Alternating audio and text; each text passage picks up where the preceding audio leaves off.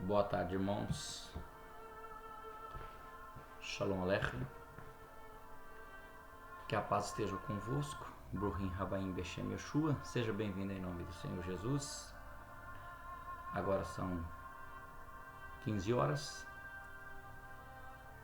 Nesta tarde de dia 17/6. Nesta terça-feira, vamos meditar na Palavra de Deus, no estudo sobre a criação da mulher. Hoje de manhã tivemos um parashat sobre esse assunto e agora vamos aprofundar um pouco mais no estudo sobre isso. Estaria o texto mal traduzido? Sairia o homem mesmo da costela da mulher ou da célula tronco? Qual é a tua pergunta? Fique no vídeo conosco até o final e você vai ver. Fecha os teus olhos, vamos orar. Uma oração introdutória para Deus nos dar entendimento. Senhor Jesus, nesta tarde, eleva-te o meu pensamento, porque estou prestes a ministrar um estudo da tua palavra com respeito à formação da mulher.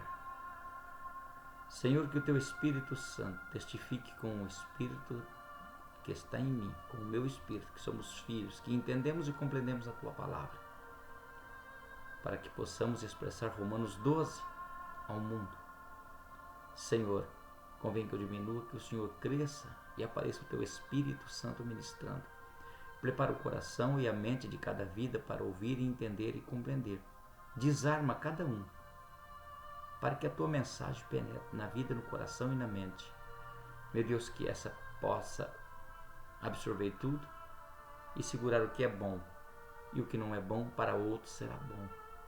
E nós oramos e pedimos que o Senhor esteja conosco, nos abençoando, e cada pessoa nos confins da terra que vai ver esta mensagem possa ser edificada em nome de Jesus, e que a tua palavra vá e produza o resultado para o qual será mandada. Amém. Amados e amadas, embora que esta parte interessa mais às amadas, às nossas irmãs, que às vezes se pergunta como que é isso? A gente tem que engolir que fomos feitos da costela do homem. Por isso o homem diz que a mulher foi criada por causa dele. Se não fosse ele, não tinha mulher. E às vezes quero usar esse argumento para, coitadinha das irmãs, para oprimir as irmãs. Vamos lá. Estudo expositivo completo e atualizado sobre a formação da mulher. E a primeira pergunta vem: e se a Bíblia foi traduzida errada? Pastor, o senhor tem coragem de dizer isso? Lá em Apocalipse diz que aquele que aumentar alguma coisa, Deus aumenta a praga. Aquele que tirar, Deus tira também a parte dele da vida. Eu não estou aumentando nada. Eu estou aprofundando naquilo que já existe. Eu não estou criando texto novo. Eu vou ler o texto das Escrituras dentro dos originais hebraicos. Boker Tov, bom dia. Meus queridos irmãos e irmãs, que a Shalom, a paz de Yeshua, Jesus, esteja com cada um de vocês. Meu nome é Anilton Kaf, conhecido por Ravi Talmid Kaf. Estou aqui para lhe ajudar nesse estudo. Pode pegar uma caneta, caderno nas mãos e se assentar, mas o coração fica atento, porque hoje Irua HaKodesh, o Espírito Santo, vai mexer com as estruturas antigas que ainda influenciam a nossa vida e a vida de todas as mulheres da terra. Quantos aqui nesta live cresceram ouvindo que Eva foi feita de uma costela de Adão? Muitos. É uma pergunta retórica. Quase todo mundo, né? Pois é, eu também. Mas e se eu te disser nesta manhã que essa tradução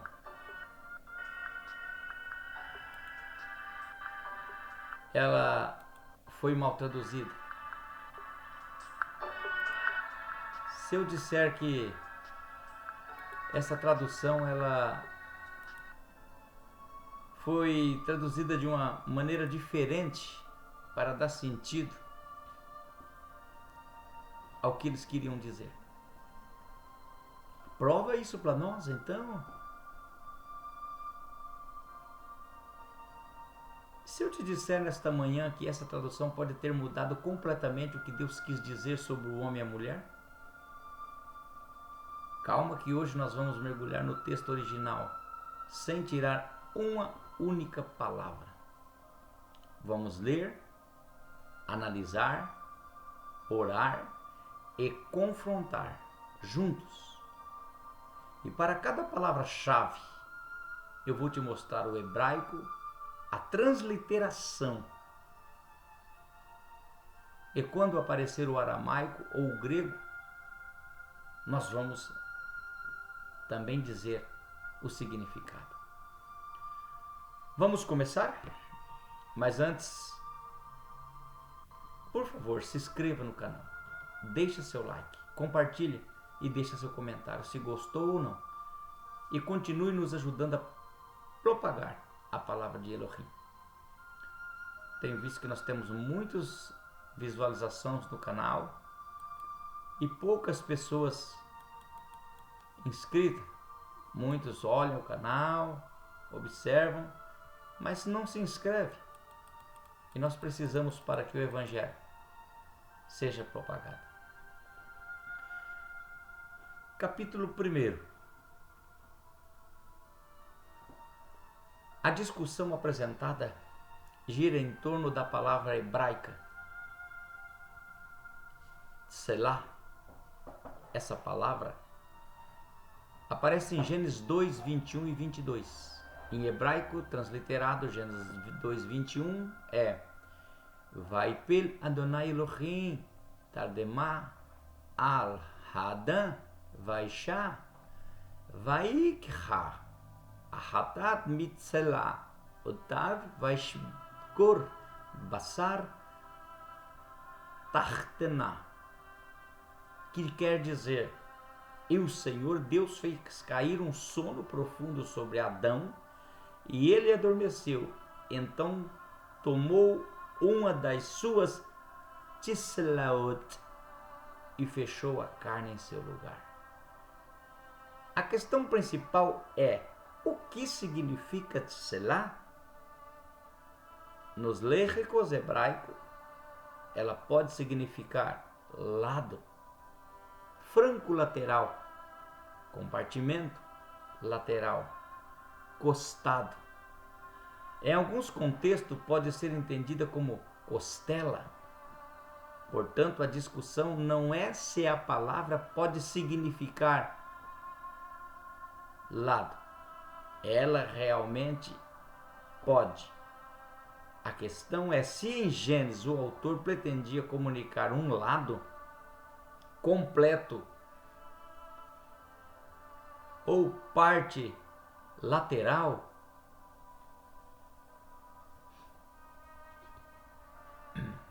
específica do corpo.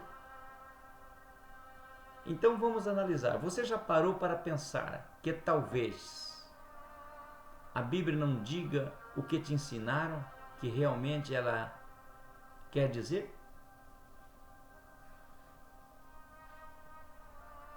Eu não estou aqui falando de interpretação.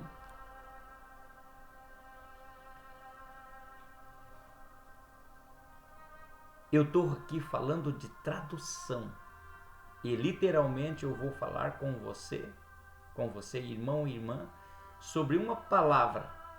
Uma única palavra que foi traduzida de um jeito diferente. Ao contrário, em Gênesis. E de um jeito completamente diferente de todas as outras passagens que ela está na Bíblia. E essa diferença muda tudo. A tradução que a gente conhece hoje nos leva a crer que Eva foi criada da costela de Adão. Por isso o homem hoje, ele quer ter um domínio maior contra a mulher, porque ele diz que ela foi criada da costela dele. Foi por causa dele. Mas se a tradução fosse correta, Eva não seria metade de Adão. Mas se a tradução estivesse correta como Tisselá, Eva é a metade de Adão. Ela é igual a ele, do mesmo nível que ele é. E isso, convenientemente, nunca chegou até você. E você vai entender o porquê isso nunca chegou até você. Por isso, amado e amada, fique comigo nesse estudo sobre a Bíblia dentro do contexto original. E você e eu vou te mostrar, vamos ver a palavra original, o contexto em que ela aparece na Bíblia e onde esta mesma palavra é usada em outros lugares. E o que isso diz sobre quem fez as escolhas da tradução e por que ele fez. Olha o problema sério. A história que todo mundo conhece é essa. Deus cria Adão, Adão está sozinho, Deus então tira uma costela de Adão e forma Eva. Simples, limpo e convenientemente coloca a mulher como uma peça menor derivada do homem. Mas aqui é onde mora o grande problema no hebraico. E olha que eu estou falando do texto das cópias dos originais. E não da tradução da vovozinha ou do conto de carrochinha. Eu estou falando do texto original e hebraico que nós vamos ver agora. Preste muita atenção no que você vai ouvir neste momento. A palavra hebraica que não significa costela. Olha aí. Tem uma palavra específica para costela. O argumento apresentado é que existe outra palavra semítica utilizada em textos anatômicos. Porém, precisamos observar que o hebraico bíblico frequentemente utiliza uma mesma palavra com significados diferentes, dependendo do texto. Exemplo, Êxodo 26:20, hebraico transliterado Velat Selah Hamishkan Hashenit, português, para o outro lado do tabernáculo. Aqui realmente significa lado. A palavra Tselah, Velat Selah, para o outro lado. Mas em Gênesis o contexto é anatômico, o que explica porque muitos tradutores antigos entendem como costela. E o que diz os rabinos?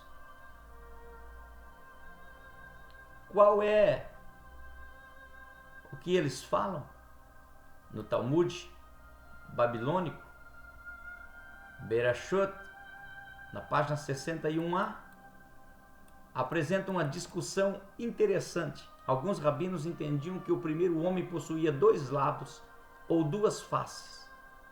Outros mantinham a leitura mais tradicional. Isso demonstra que essa discussão não nasceu na modernidade, ela já existia entre os sábios judeus antigos. Em Gênesis 2:23, no hebraico, Ezot Rapam Etzen Meat Samai Uvalselan Mibsar.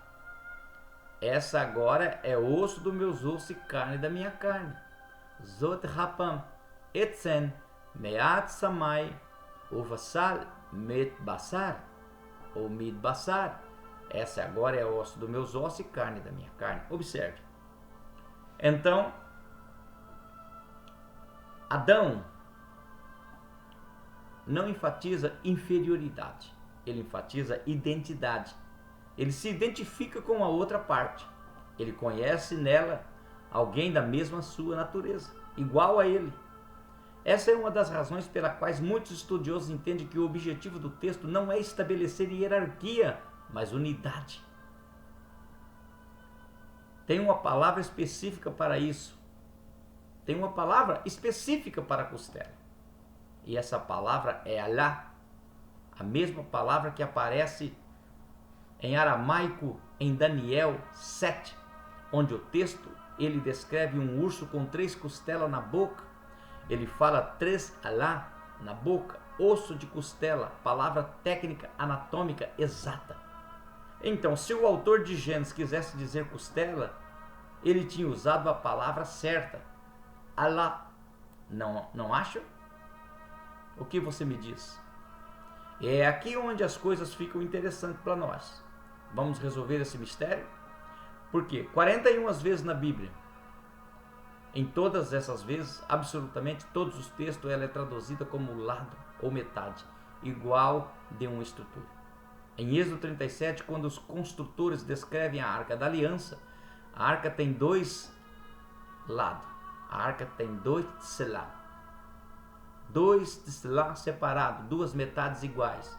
Em 1 Reis, quando descreve o templo de Salomão, a porta dividido que leva ao interior mais sagrado, ela tem 2 tselá, 2 lados, metades iguais, partes iguais. Por que em todos esses textos a palavra tselá se refere a lado iguais, mas em Gênesis, preste atenção, só em Gênesis essa palavra virou costela? Não acha interessante isso? E incógnita? Eu vou te dar um momento para você ir pensando, absorvendo essa informação e refletindo. Olha, a mesma palavra que descreve 2 metades iguais da arca da aliança, a mesma palavra que descreve 2 metades iguais do templo de Salomão, quando ela é aplicada à criação de Eva, ela vira outra palavra, ela vira alá, costela, parte pequena e insignificante de muitas outras.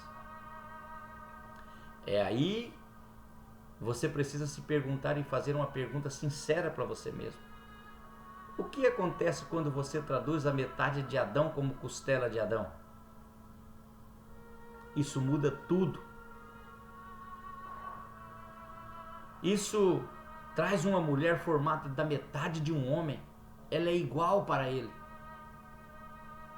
Mas o que a sociedade quer dizendo, e muitos teólogos dizem que a mulher é uma pecinha só do homem.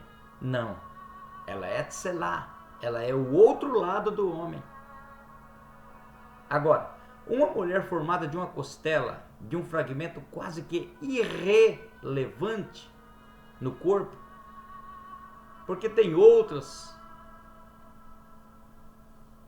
inúmeras, aí ela é subordinada a ele. Olha, que eu não estou inventando. Estudiosos de hebraico bíblico têm apontado essa anomalia há muitas décadas. O problema é que a conversa fica presa. Esse assunto fica preso dentro de universidades. Elas não vão para as igrejas por púlpito. Eles não falam em escola dominical. Eles não falam em reuniões de senhoras, de congresso de mulheres, de casais. Elas ficam nos artigos acadêmicos, no seminário que a maioria de pessoas nunca vai ler. E os que estudam nunca levam o conhecimento para fora. E do lado de fora, nas igrejas, nas famílias, nas culturas, a costela continua sendo a versão oficial e a mulher continua sendo a parte mais fraca, a inferior, por se tratar da palavra errada, alá, em vez de tselá. Terceiro, quem fez as traduções da Bíblia? Calma. Daqui a pouco eu vou te mostrar onde isso vai parar.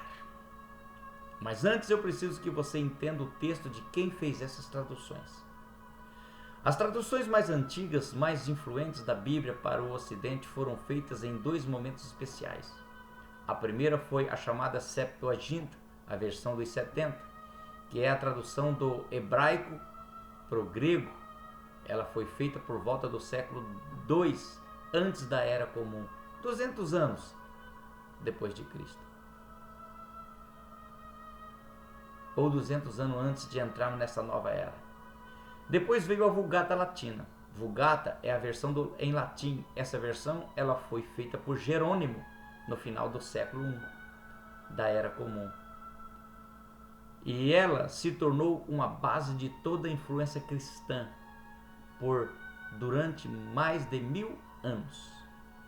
Foram dois momentos históricos em duas culturas profundamente marcadas pela subordinação feminina como normal e como norma social. E é aqui que eu preciso ter uma conversa bem honesta contigo que me ouve agora. Eu não estou dizendo aqui que Jerônimo acordou de manhã e disse: hoje eu vou mentir sobre a Eva. Não é assim que as coisas aconteceram. Não foi consciente, foi cultural, porque a misoginia, ela não era precisa. Ela não precisava ser intencional para ser real. Ela opera quando você tem um pressuposto cultural que já está enraizado.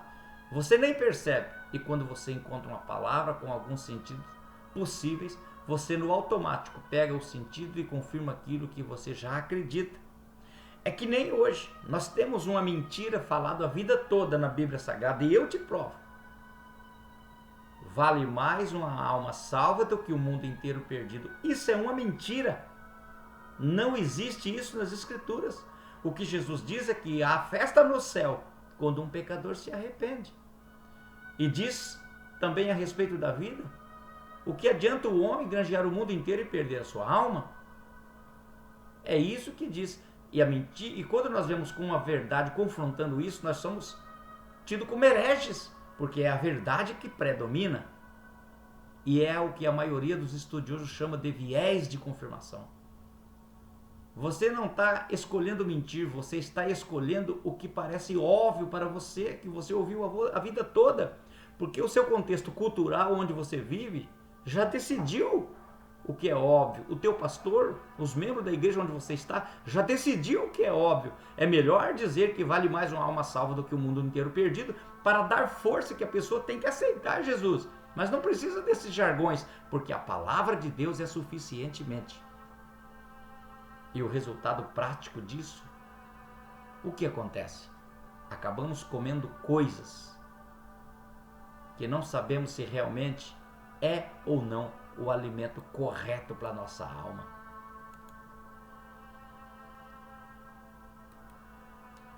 Amados, eu quero fazer uma análise linguística completa. Hebraico, tselá, transliteração, tsela, significado principal, lado, franco, metade de uma estrutura. No aramaico, Daniel 7:5, alaim, transliteração, alá, tradução, costela, literal anatômico, 3 costelas na boca do urso. No grego, na Septuaginta, Gênesis 2:21, pleuran, transliteração pleuran, significado costela. Aqui olha o erro de tradução.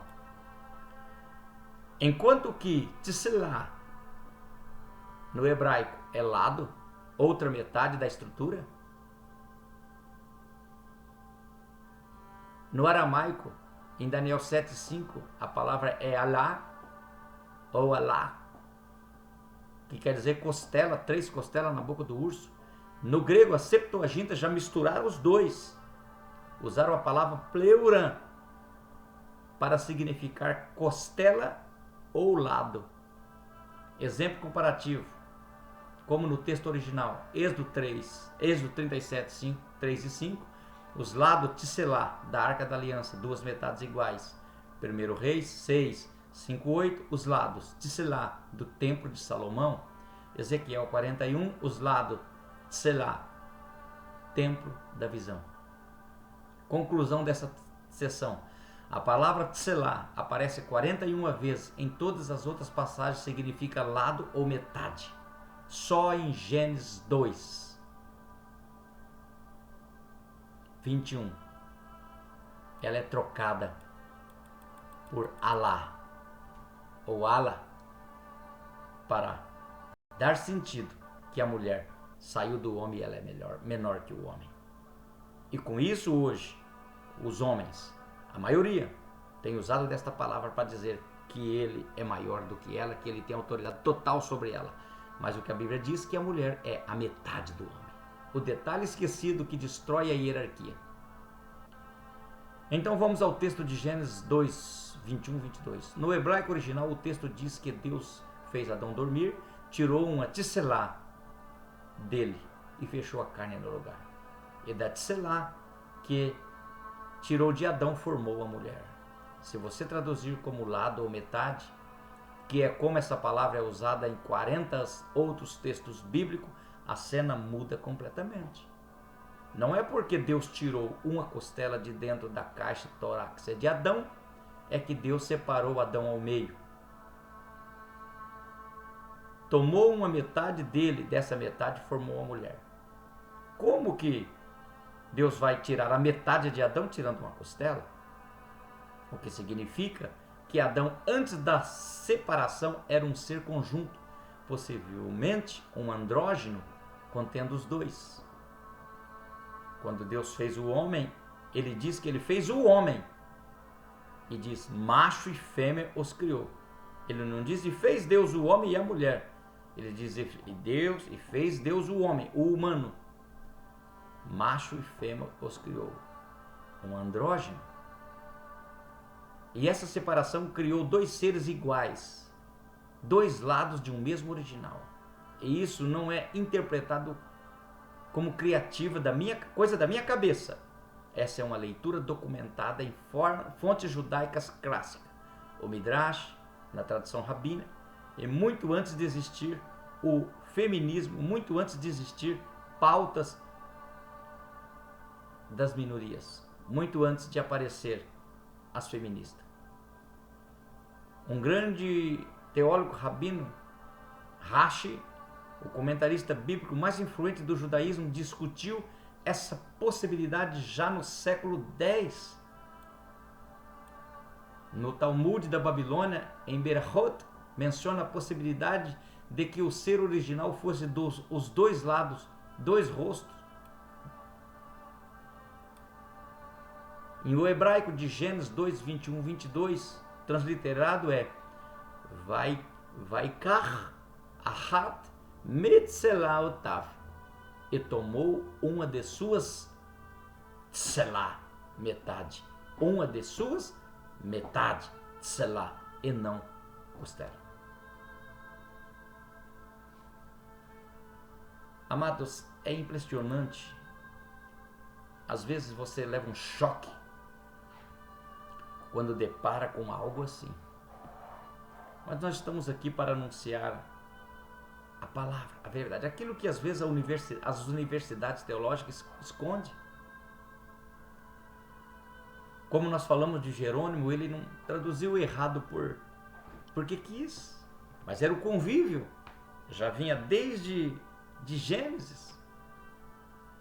Todo o conceito judaico, que a mulher era o vaso mais fraco, que a mulher vivia porque saiu do homem, se não fosse o homem a mulher não existia. E por causa disso, muitas pessoas têm judiado das mulheres, não têm deixado elas nem, coitadas, subir no altar. Enquanto que há muitos homens no altar falando tanta bobeira que se fosse uma mulher no altar talvez não falava tanta bobeira. Medite um pouco nesse texto que eu quero concluir esta mensagem para você entender, para tirar a tua dúvida.